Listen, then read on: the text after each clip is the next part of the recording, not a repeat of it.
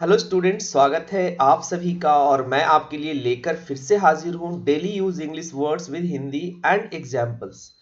देखिए, ये सारी चीज आपको इतना बेहतर तरीके से बनाया गया है कि अगर आप एक भी देखते तो प्लीज आप लोगों से रिक्वेस्ट है कि आप लोग इसको ज्यादा से ज्यादा शेयर करिए अपने दोस्तों के बीच में। वीडियो शेयर करने से हिचकिचाइए मत, जितना ज्यादा हो उतना ज्यादा आप लोग शेयर कीजिए। टैगलाइन है let's make your self an online dictionary. तो सबसे पहला वर्ड है स्पेशली। स्पेशली का मतलब होता है विशेषता, खास तौर पर, विशेषकर या सर्वप्रधान। She loves animal specially dogs. वह जानवरों से प्यार करती है, खासकर कुत्तों से। अगला वर्ड है जनरली। इसका मतलब होता है आमतौर पर, अधिकतम, व्यक्तियों द्वारा या व्यक्तियों के लिए, सामान्यतः। He is generally considered to be a good doctor. उन्हें आमतौर पर एक अच्छा डॉक्टर माना जाता है। She generally cycles to work. वह आमतौर पर काम करने के लिए साइकिल चलाती है या साइकिल चला करके जाती है। नेक्स्ट है कॉन्सिक्वेंटली। कॉन्सिक्वेंटली का मतलब होता है फलस्वरूप या परिणामतः, यानी किसी रिजल्ट के बाद। She didn't work hard enough and consequently failed the exam. उसने पर्याप्त मेहनत नहीं की और फलस्वरूप परीक्षा में अनुत्तीर्ण हो गई।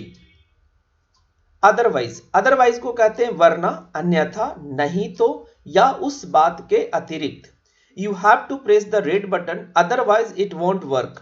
आपको लाल बटन दबाना होगा, नहीं तो यह काम नहीं करेगा। I am bit tired but otherwise I feel fine. मैं थोड़ा थक गया हूं लेकिन अन्यथा मुझे अच्छा लग रहा है। सिमिलरली। सिमिलरली का मतलब होता है वैसा ही, उस जैसा या उसी प्रकार। The children were similarly dressed. बच्चे भी वैसे ही कपड़े पहने हुए थे। इट मीन्स मम्मी पापा के जैसे आप मान सकते हैं। Cars must stop at red traffic lights, similarly bicycles have to stop too. कारों को लाल ट्रैफिक लाइट पर रुकना चाहिए, इसी तरह साइकिल को भी रुकना होगा। सब्सिक्वेंटली, बाद में, तत्पश्चात या उपरांत। He was badly injured in the crash and subsequently died. हादसे में वह बुरी तरह घायल हो गया और बाद में उसकी मृत्यु हो गई। The rumours were subsequently found to be untrue. बाद में अफवाहें असत्य पाई गई। नेक्स्ट है हमारा देयरफॉर। इसका मतलब होता है इसीलिए या उस कारण से या लिहाजा। The new trains have more powerful engines and are therefore faster. नई ट्रेनों में अधिक शक्तिशाली इंजन है और इसीलिए तेज है। कैजुअली। कैजुअली का मतलब होता है संजोग से, यूं ही, अनजाने या अनौपचारिक रूप से या लापरवाही से। शी वॉक्ड इन कैजुअली, मतलब वह अंदर कैजुअली आ गई and said I am not late am I. वह लापरवाही से अंदर चली गई और बोली मुझे देर नहीं हुई है ना। ऑलमोस्ट। ऑलमोस्ट का मतलब होता है लगभग, करीब करीब या प्राय। आप सभी लोग इस तरह के वर्ड्स को आप अगर डेली रिपीट करेंगे तो आई होप कि आप लोग बहुत बेहतर कर सकते हैं स्पीकिंग इंग्लिश में और रिटन इंग्लिश में। ओके। She almost 30। वह लगभग 30 की है। It was almost 6 o'clock when he left. जब वह निकले तो लगभग 6 बजे हुए थे या करीब करीब 6 बजा हुआ था।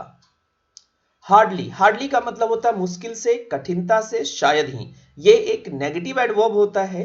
There is hardly any coffee left. शायद ही कोई कॉफी बची है या कुछ कॉफी बची है। We hardly ever go out nowadays. आजकल हम शायद ही कभी बाहर जाते हैं। So that. सो डैट का मतलब होता है ताकि या इस प्रयोजन से। कहने का अर्थ हुआ कि अगर आप पर्पस बताना चाहते हैं, अगर आप पर्पस बताना चाहते हैं तो आप यूज करते हैं सो डैट का। चलिए। She wore dark glasses so that nobody would recognise her. उसने काला चश्मा पहन रखा था ताकि कोई उसे पहचान ना सके। जनरली इसके साथ आप पर्पस बताते हैं, जब भी आपको किसी तरह का पर्पस बताना हो तो आप सो डैट का इस्तेमाल करते हैं। अगला है प्रोबेबली। प्रोबेबली का मतलब होता है शायद, संभवतः या मुमकिन है। I'll probably be home about midnight। यानी मुमकिन है कि मैं आधी रात को घर आ जाऊं। मैं शायद आधी रात को घर आऊंगा। She would probably never meet him again। वह शायद उससे फिर कभी नहीं मिलेगी। नेक्स्ट है so far। So far का मतलब होता है अब तक या अभी तक। So far the weather has been good but it might change। अभी तक मौसम अच्छा रहा है लेकिन इसमें बदलाव हो सकता है। I bought a new washing machine and so far it works brilliantly. मैंने एक नई वॉशिंग मशीन खरीदी और अब तक यह शानदार ढंग से काम करती है। अगेन एंड अगेन, इसका यूज आप बोलचाल की भाषा में आई थिंक डेली करते होंगे, मैक्सिमम बार करते होंगे और बहुत बार करते होंगे। तो अगेन एंड अगेन का यूज आप सेंटेंसेस हमेशा बनाने की कोशिश कीजिए। मैं बार बार आप लोगों को कहता हूं कि सिर्फ हमारे वीडियो देखने से आपको कुछ नहीं होगा, आपको खुद से सेंटेंसेस क्रिएट करने होंगे।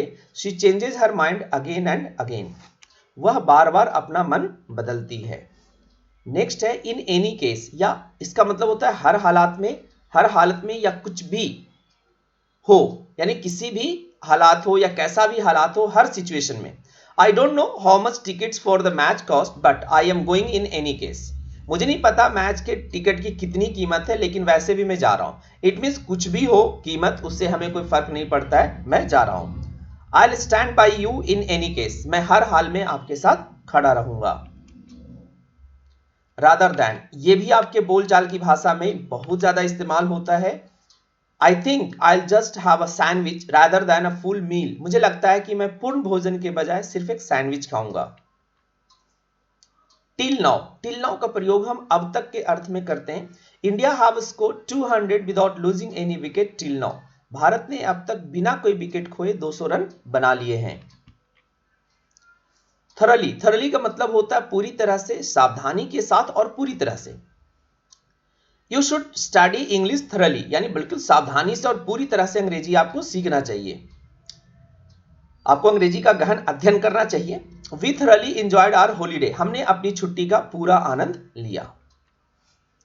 ऑल्दो, ऑल्दो का मतलब होता है हालांकि, यद्यपि या बहरहाल। Although she was tired she stayed up late watching television, हालांकि वह थकी हुई थी फिर भी वह देर तक टीवी देखती रही। एटलीस्ट, एटलीस्ट का मतलब होता है कम से कम या किसी भी तरह। It will take us at least 2 hours to get there, वहां पहुंचने में हमें कम से कम 2 घंटे लगेंगे। यू कुड एटलीस्ट से यू आर सॉरी, आपको कम से कम कह सकते हैं, यानी आप कम से कम कह सकते हैं कि आपको खेद है।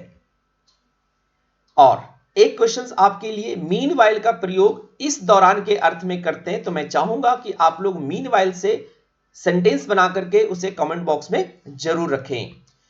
धन्यवाद आप सभी को, और आई होप आप सभी को पूरी क्लासेस, ये वीडियो का सीरीज आप लोग को अच्छा लग रहा होगा, तो ज्यादा से ज्यादा इसे अपने दोस्तों के बीच में शेयर जरूर करें। धन्यवाद आप सभी का।